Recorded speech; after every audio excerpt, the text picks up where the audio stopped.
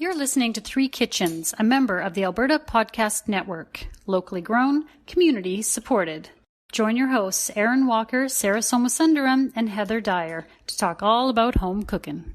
Today's episode of Three Kitchens is brought to you by Park Power. In Alberta, you get to choose who to buy your internet, electricity, and natural gas from. If you choose Park Power, you are choosing a positive local business. Plus, Park Power shares its profits with local not-for-profits that are working to make a difference for their communities. Shopping local is very important to Park Power's owner, Chris Kozowski, and we love local here at the Alberta Podcast Network, so it's a great fit. Learn more at parkpower.ca.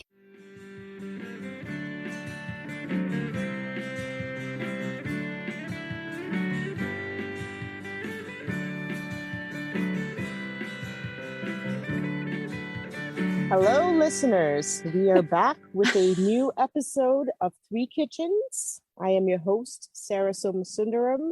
Okay, I have kind of a funny question to ask you guys, and I want to see, do you guys have any superstitions or any laws or rules that you follow when you're cooking in the kitchen? So let me maybe share a couple of mine to give you an idea of what I'm talking about.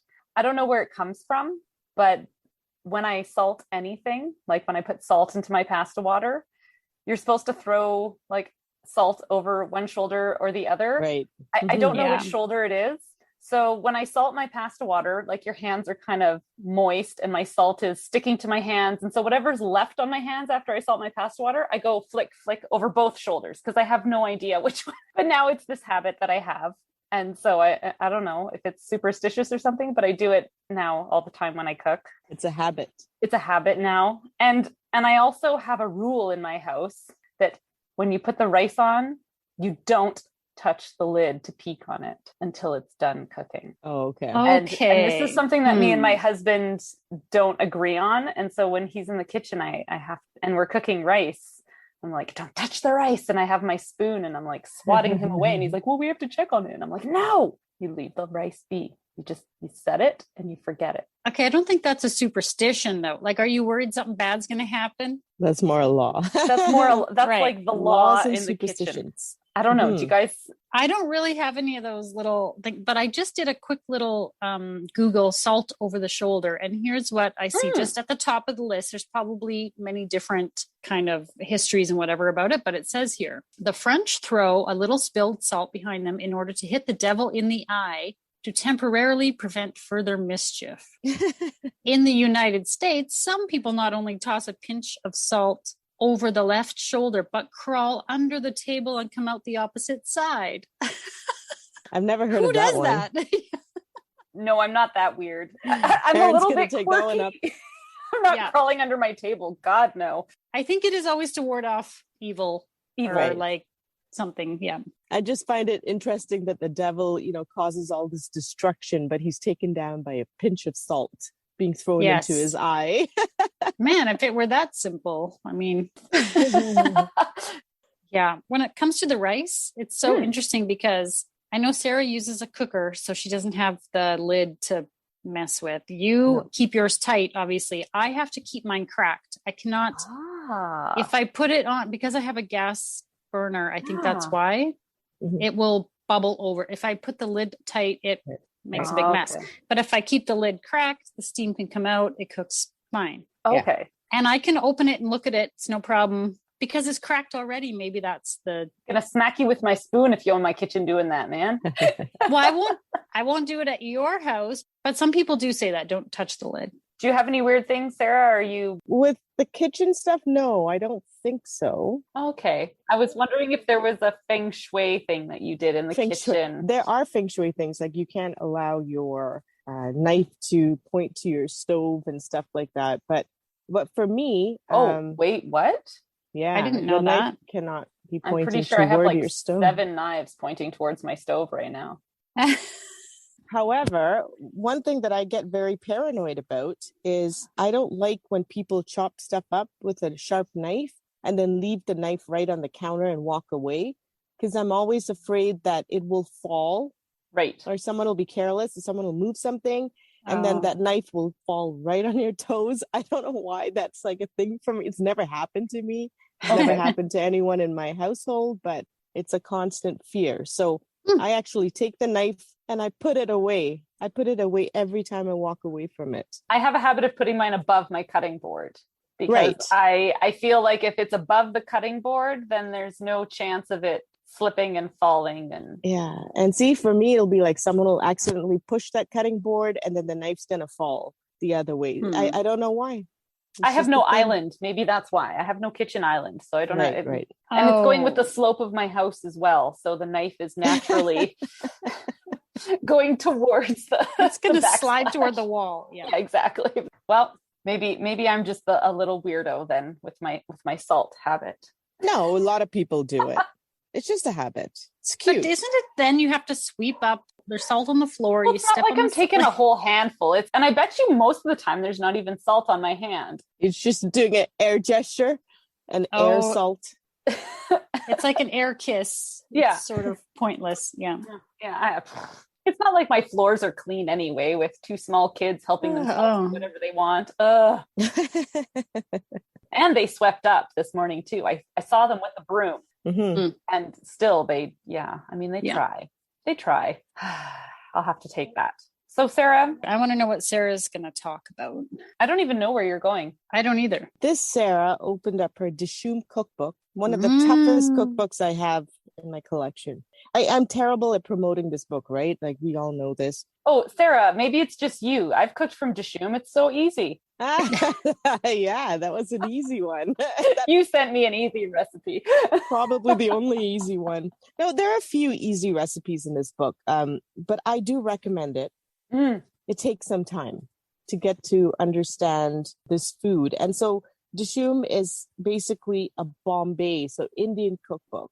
And it's mainly based from Bombay food from Mumbai. What part of India are we talking? North, east, south, west? Heather, can you help me out with that? That would be... It's on the coast. Is that west? I think it's west. And I think it's kind of mid part of the country. I'm terrible with geography. That's why I'm putting you guys on the spot. Yeah, in terms of cuisine, I would have no idea. It's a big city. It's very modern in a lot of ways. So I imagine there's a lot of influences. It's really interesting how many influences there are because you've got like the Persians that came in. You've got the Portuguese.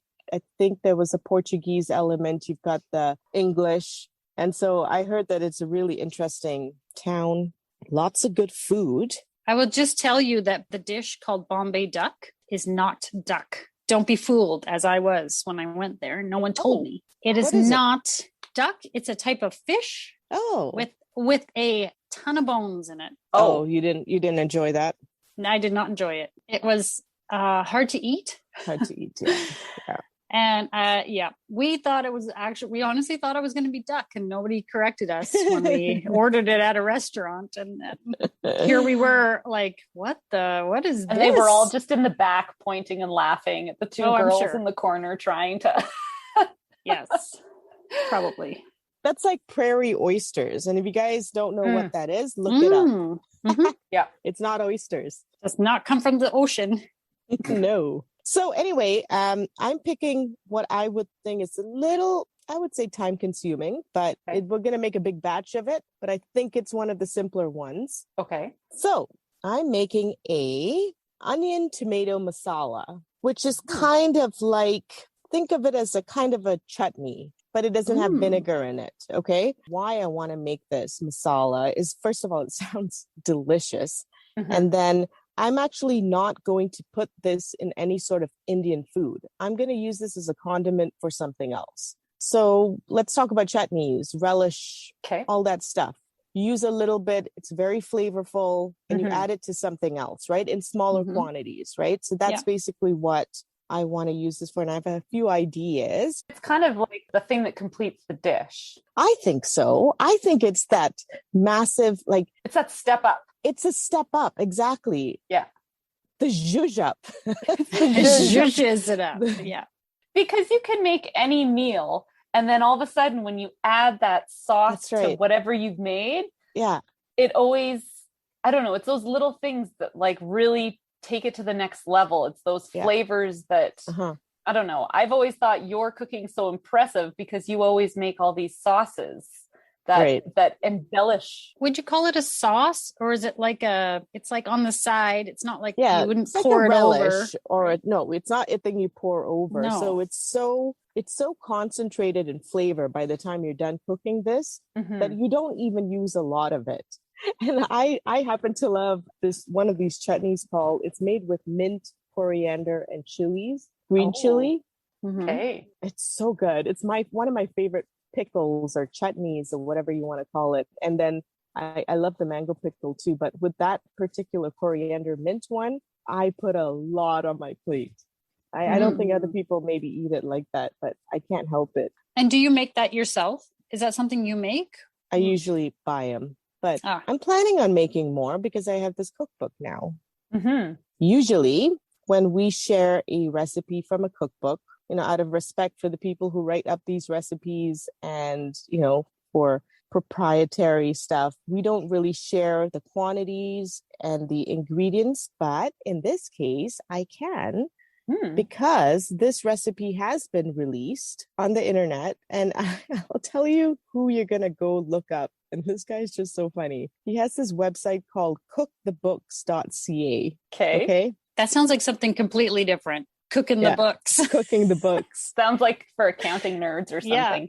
Yeah, like illegal accounting. This person I'm looking through the cookbook collection that he likes to cook through, and they do not look like easy cookbooks. So what he does is he goes and he buys a cookbook. He promotes it through his website by releasing some of the recipes. I take it with permission. And he bought Dishoom. And so go look up, Google onion tomato masala Dishoom, and you will get shown the website cookthebooks.ca. Okay. And then you're going to go into his website, that web page with that particular recipe in it. Now, his whole thing is to pick a whole bunch of recipes from these books, complicated books, and cook basically a dinner party menu. Oh, fun. That's a fun idea. Oh, very nice. He's cooking butter chicken, onion tomato masala, which is what we're going to talk about, lamb biryani, raita, which is a cucumber salad. Right. I am telling you right now, listeners and co-hosts, do not do this. Just make one thing, because making a whole bunch of recipes from this book is complicated. Wow. Is he doing this all for one meal? Yeah, he's making it all in one meal. That's crazy. Yeah. I find it enough just to make but if I'm going to make buttered chicken, that's like an all-day event. Yeah. So he's very ambitious. So does this also mean you're not making all of those delicious things for us, Sarah? No. How many days do you want me to spend in the kitchen? As many as it takes? I don't know. Some of these recipes do take days, but I still do recommend it. I think that if you're an ambitious cook, you want to take your cooking to another level. Why I like this book is that it explains why you do things. And what it does to the flavor profile. So I really enjoy their cookbook. They have a restaurant. Dishoom has a restaurant in the UK, I believe, and that's how they got popular. Right. So they know their stuff, and it's a popular restaurant there. So if you want the recipe, ingredients, and quantities, go to cookthebooks.ca and look up onion tomato masala. Ignore every other recipe he's talking about and just go to the onion tomato masala part. However, he has halved his ingredient quantities in his website. So I'm going to go with the one in my cookbook because I have to share with you guys, right? Yes. Yeah. Let's talk about the ingredients first. You want lots and lots of vegetable oil for this one. A lot. What kind of vegetable oil would you recommend using? I like grapeseed. That's what I use. Oh, okay. Right. Nothing that's high in flavor, not like olive oil or something like that. Right. You want Spanish white onions. It talks about garlic paste and ginger paste. And in this cookbook, it tells you to refer to a different page where you take a whole bunch of garlic and a whole bunch of ginger and you mince it up and then you store them. If you're someone who doesn't use garlic and ginger pastes like this in a lot of cooking, don't worry about it. Just take the quantity that the website has told you about and just make it into a paste with some of the salt from the recipe. Okay. Do you do this in your mortar and pestle? Mortar and pestle, put some Okay. salt in, put some garlic in, and then it'll end up mincing into a paste. Yeah. Okay. Right? Same thing with ginger. You've showed me how to do that before. Yeah. When I've and cooked it with works you. really well. It works right. really good. Yeah. Mm-hmm. So then chili powder, Merch chili powder. It's a milder one. Merch. Okay. Use whatever chili powder you have that you enjoy. Tomato puree and chopped tomatoes. Okay. Now, the hardest thing about this recipe is just basically one thing, and it's how to cook those onions down without burning them. Okay. So this is something I've always found hard to explain without showing someone when I'm cooking Indian food, how to cook onions without burning them, because they it's very different from caramelizing onions in the European way. Let's put it that way. Okay. Okay. So let me just read something that they wrote up about it. Maybe you will understand a little more about it. So caramelizing onions. In comparison to European methods, our process for caramelizing onions is hotter, faster, and oilier. Okay. So the onions should be diced finely, and the process should take about 15 to 20 minutes. Caramelizing onions usually take about 30, the European method. And the heat should be fairly high. This is the difference. Pay attention and stir the onions very frequently. They need to cook evenly and without any parts of the mixture beginning to stick or burn. So that one magic pot that I have that makes my heat distribute evenly is my wok. So I'm going to make this in a wok. But if you're doing this on a flat pan, just make sure that all the oil is heated up before you add the onions in. And then you want to constantly stir it because one side of your pan will always be hotter than the other, right? That happens. Are the onions cooking in the oil and not touching the pan? Is that what you're kind of going for? Because in your wok, you're submerging the onions in the oil. And if you're constantly moving them, you're getting them to cook. I think what they're trying to say is that you're not letting it sit in one place for too long. Because then you will find that the top will cook differently from the bottom, the left side will cook differently from the right. But because my wok doesn't have a flat base, it's sort of curved up. That should take care of the heat distribution. Does that make sense? Is it a lot of oil? Like, are you kind of deep frying these onions, or? In his website, he uses half of it, which is about 150 milliliters of vegetable oil for about 600 grams of white onions. It's a lot, right? I can't really picture that. I can picture the volume. I can't picture the onions. That kind of stuff I will let you know after I cook. And I will also let you know what the garlic paste and ginger paste, instead of making a whole bunch, I'll tell you approximately how big that ginger and garlic has to be. Does that make sense? Yeah. So you don't have to make extra or whatever. We take that oil, we warm it up for a little while in your wok or your pan, and you add the onions. You want it to start bubbling like it's water, and then you want to keep mixing this, and you want it to cook down. So you're basically getting all that water from the onions evaporating. Right. Okay. It sounds messy. Are you going to cook this outside?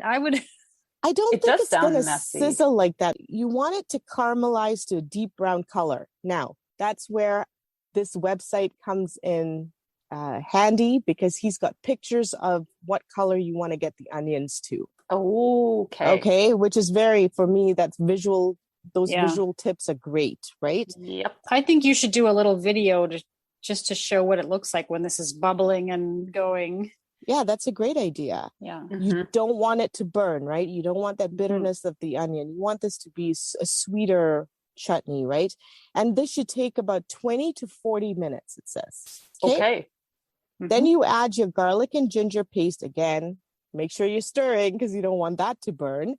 You add chili powder, tomato puree, salt. Well, you've already put the salt in your pastes if you've done, so you don't have to add the salt again. And then stir, stir, stir. You add the chopped tomatoes, and you stir and you cook it for about 20 minutes. Again, you're reducing those tomatoes. If the pan gets a little dry, you add a little bit of water into it just to keep it hydrated. And what I'm going to make is quite a large amount with apparently a lot of oil in it. You're going to let it sit in a jar, cool it down, put it in your fridge, and then you're going to use that oil for something else. You're going to actually cook with that oil, and you're going to eat the onion tomato masala for some other dishes. It's sort of going to separate into 2 layers. The oily part on top, the onion and tomato mixture on the bottom. With the onion tomato masala, I can't picture exactly what kind of quantity I'm going to be making. You can put this in your refrigerator for a week, or you can freeze it in individual quantities that you can make, that you can use later down the road kind of deal, right? Nice. Oh, handy. The thing I'm really excited about is I want to use a couple of recipes or dishes that we tend to make over the summer, but I want to use this to see if it intensifies the flavor of those things. And for that, you'll just have to wait. Ooh. Nice. But you'll get a little container of this masala, and I hope it turns out good. It does say it's very important that if you think your onions are burning, it's done. It's over. You got to restart. Yeah. Okay. Buy those extra onions. Yeah. Let me see if I can maybe come up or measure the temperature of the oil just to make this easier, because this is fairly easy. It's a very straightforward recipe, and it makes a lot. So you don't have to be making this all the time. And so if I can come up with maybe the temperature of the oil, we're good to go. Yeah, good idea. Yeah. Now, do you think your onions are going to maybe take a little bit longer to release all their moisture and do their stuff because of altitude? It could. Is that something Yeah, it could. He did mention that. It looks like this is a Canadian website that reviewed their book, and he did mention that it took longer for him. So let's see. Wonder where he lives. There's a big difference between like Vancouver and Calgary. True. So. Yeah, I'm not sure, but yeah, no, I'm very excited about this, and I know exactly what I'm going to make it for. So, I can't wait to find out what you're going to put it with. Yes. And then what we should put it with when we get our sample. What are we going to put it with? Then I'm also going to make you guys something with it. Oh, yay. I'm so excited. This is a great thing to do with our tomatoes when we get them at the end of the season. You know, when we get stuff out of the garden, you know, we use as much as we can fresh, but then there's always that like, okay, I've eaten 12 pounds of tomatoes this week. I can't possibly eat another one. Right. And I still have all of these left. Listen to her bragging about her tomato harvest. I'm lucky if I get them to eat fresh off the vine. I can buy them at the farmer's market. That's the thing is when they come in fresh and they're on sale, I mean, even if they're not coming out of my greenhouse or my garden, which I don't know how successful they'll be this year, you know, it's always, I buy so many and so much. And then it's like, oh, now what do I do with all this? Well, now we have something. Save it and preserve it and keep those fresh flavors. Because I'm looking at the flavor profile. You've got garlic, you've got ginger, you've got a little bit of chili powder, just a little bit, tomato puree, and chopped tomatoes and onions. How can you go wrong with that? You can almost taste it. Yeah. Right? It'll go with everything. Yeah. Mm-hmm. I just expect it to be super duper flavorful because of the way that you're reducing and enhancing all these flavors by like concentrating them down. Yeah, no, I want to start making more chutneys out of this book, because really I only have the energy for these ones. Some of these recipes are just too yikes for me for now. Yeah. So wish me luck. Good luck. You got this. You're the sauce master. If you ask me, you're the sauce lady. This is going to be so good. I can't wait to see what this goes with. And you're making us food on top of it. I am, and it's gonna be a substantial one, a substantial meal. Oh, yeah! Can't wait. That sounds great. Masala simply means mix, so masala this dish up with whatever cuisine you like: burgers, hot dogs, a topping for pierogies, or on top of an egg.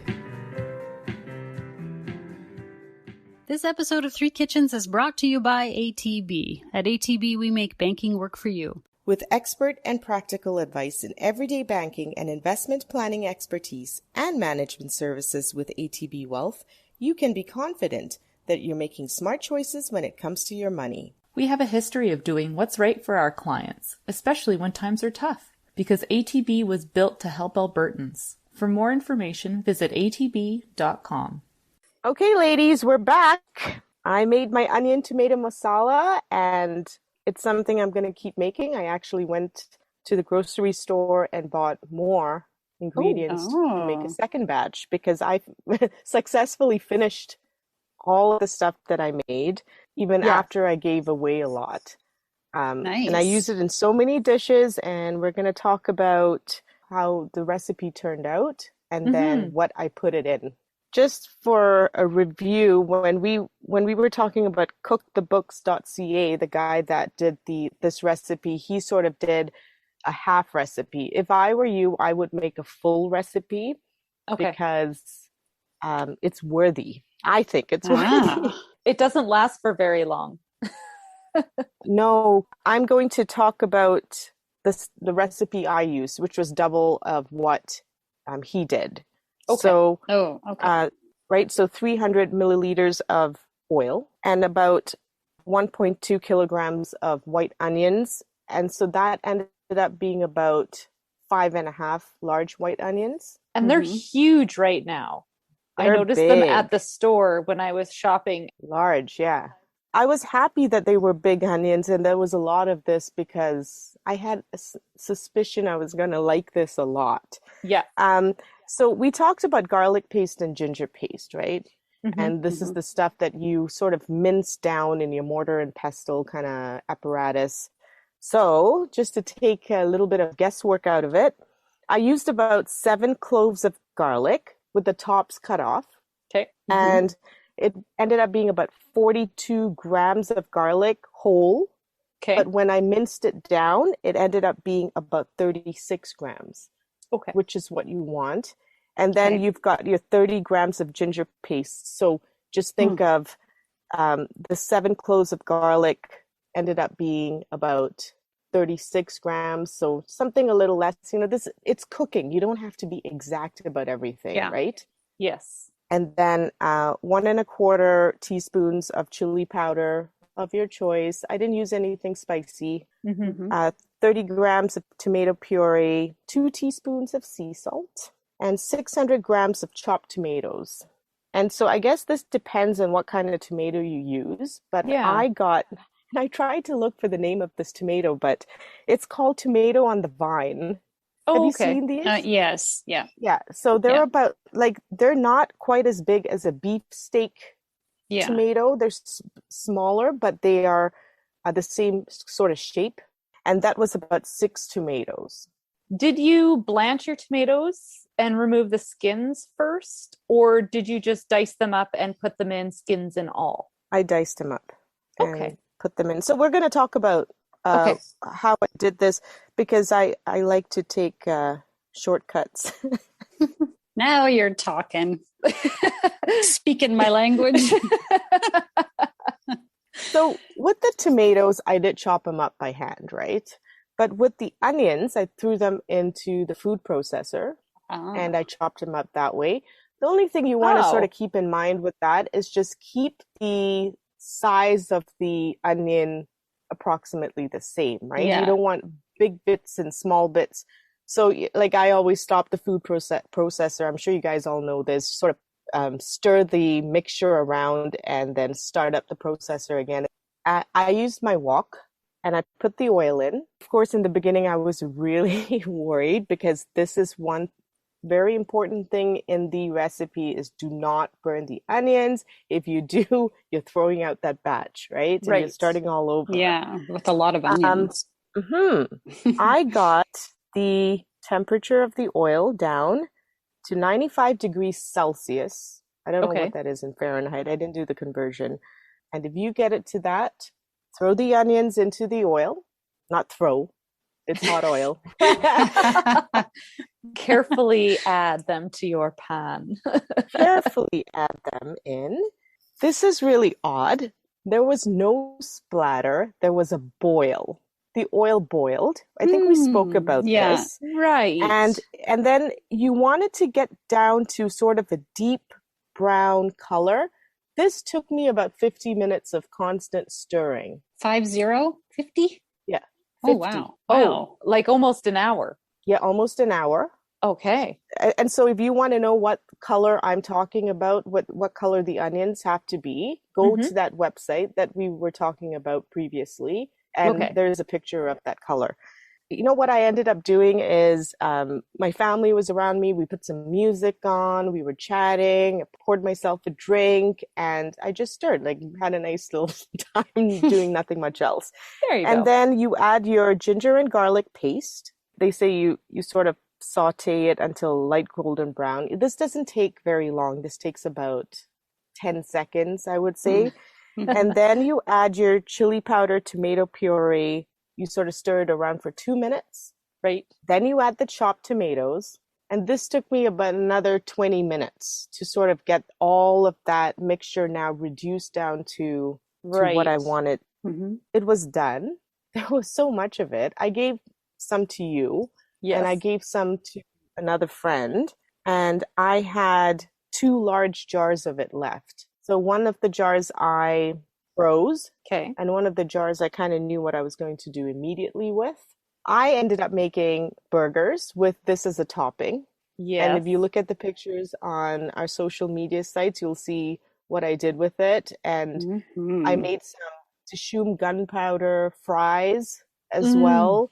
Yes. On the side, and I served it with a mayo and salted lemon mixture for the dip for the fries. So let's talk about that. That's the stuff that I served to you guys. What did you think? We got to come over and sit on the deck like civilized people and have lunch together with with ice in our drinks, and like we just felt like man, this has been a while since we've done something like this, and it was so nice. Oh, no and the kidding. Food, it was like being served at a restaurant. It was like amazing. Yeah, it was the full restaurant experience. It was so good. You served us our plates, and you went back inside to go grab something, and Heather and I were sitting there, and I was like, I have to grab a pinch of this off the top of the burger to taste it, because I think we thought it was going to be spicy, because we weren't really sure. And we were both like, oh, it's not spicy. No, not spicy at all, but delicious. Really delicious. Wow. Really delicious. Yeah. Anyway, it was the perfect topping on top of that burger to add that flavor and the acid to the fatty, juicy burger. Like, boom. So good. That was a great point. So this onion tomato masala, I feel, goes with anything that's kind of fatty. Yeah. Yeah. I think it will go great on a hot dog. Fry an egg and put some on top of it. Oh, right? Yummy. And then put that on toast and have a great breakfast. And so I did one more thing with it. If you have listened to the Cooking with Fire episode, I split a chicken the Francis Mallman ways. Yes. And you guys can marinate it with however you want to marinate a roast chicken. The nice thing about this masala is it doesn't have a profile of a particular cuisine. Like, I don't find it's a very Indian like flavor profile. Like, it sort of goes with everything.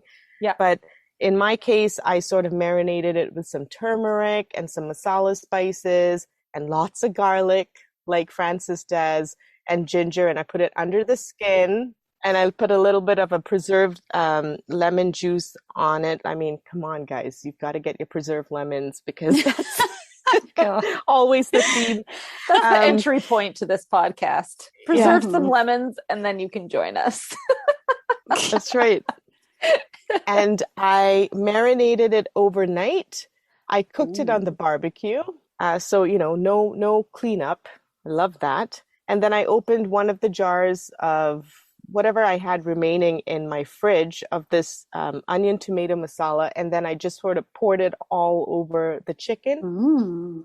And it went beautifully. And that picture as well is on our social media site. So take a look. It's really delicious. I even made a little extra lime cilantro chili chutney, and I kind of drizzled that on top, and it was just such a gourmet dish. And that chutney is from Dishoom as well. So as much as I like to complain about how much work this cookbook gives me, I mean, really, you are presenting some pretty like 10 out of 10 kind of recipes to your guests and family, right? Like, I mean, their recipes are amazing. Yeah. And I mean, the first time you do it, it's always complicated. The second time, it's not going to be as complicated. You're going to understand it a little more, which is why I'm making more onion tomato masala this week. Awesome. And I won't be as afraid. Yeah, as long as you keep that oil at about 95 degrees Celsius, you're good to go. I have to get, I assume you use an oil thermometer for that. Yes, I did have an oil thermometer. Yeah. Yeah, I think that's the next kitchen tool I need to invest in because I haven't done so as of yet. One thing I did add it to is I put it on top of rice one night. Yeah.